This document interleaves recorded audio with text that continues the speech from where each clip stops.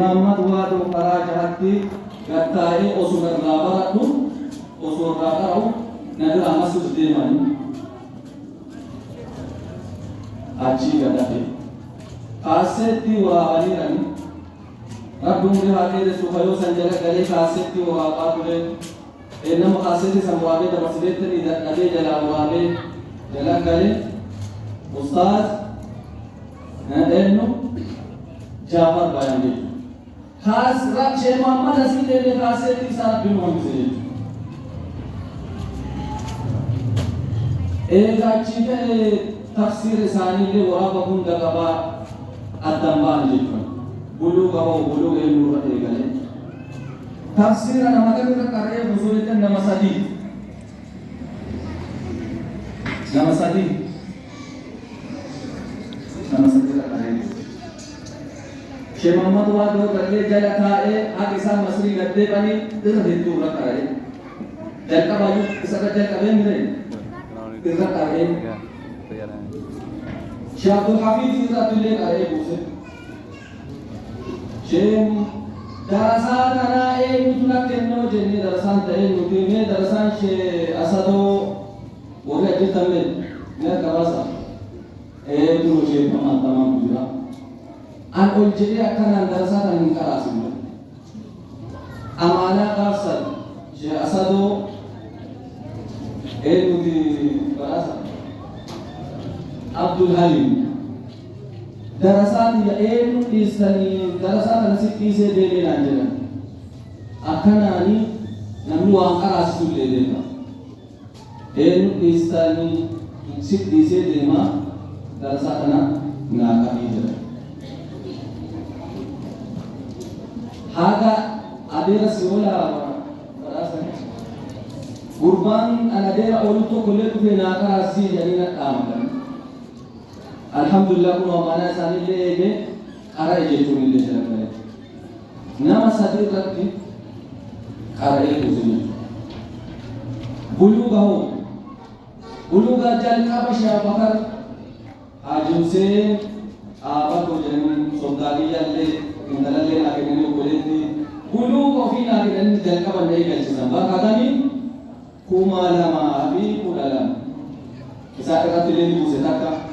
Sheekh Muhammad waadu irratti ni buuse lama. Sheekh Abdul Hafiz irratti illee ni buuse sadii. Nama sadii irra buuse.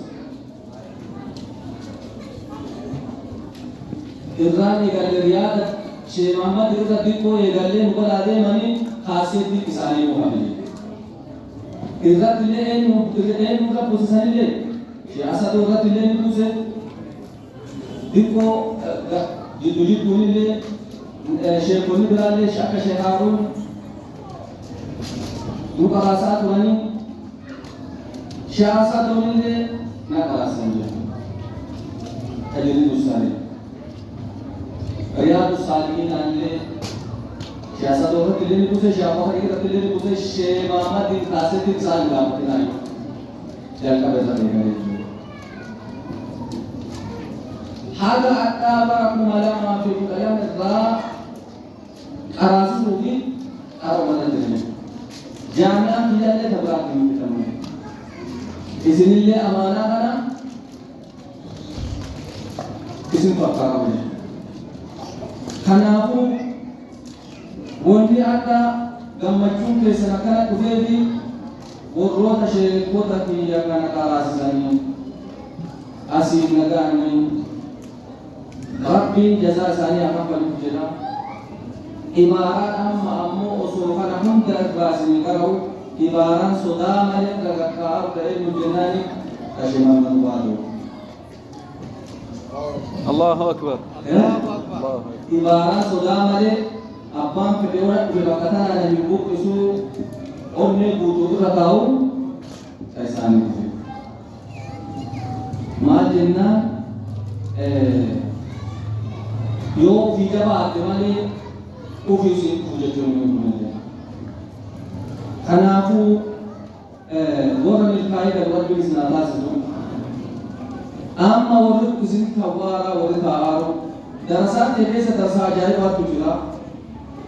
Asuma wal fuudhanii asitti haga guyyaa deessuullee haga guyyaa sadii karaatu guyyaa sadii nafa jedha guyyaa sadii ka isi kutubataa isin immoo waaman ka usumaa kan taane haftan darasaa lamaa wal fuutee qaqqaamifticha nu rabbiiniitiifi anani guyyaa sadii hafuu cimimuu qabdee innaa asii baatu cimimuu sanillee rabbiin ni laaffiseefi ammallee darasaan biraa warri wal fuudhanii as keessa bartaaranillee abdiifi amiraallee jirti rabbi nagaallee ishee haayii jennaa kunoo amma daa'imatti qabattee dhufteetti jechuudha. Daa'imattiin tun ta'a nurattiin isillee nu qaraasee jiru inshaalla daa'imatti biyyi rabbi haa godhu guyyaa aqiiqaa dhalittee waan ajaa'ibaa.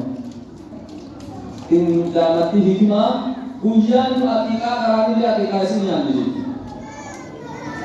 Kanaaf akka isin akkana hiriiraan dhaabbattanii addunyaan akka isin hawwaattuun yoo biraa galtanii eenyutu miidhama jennaani isintu miidhama.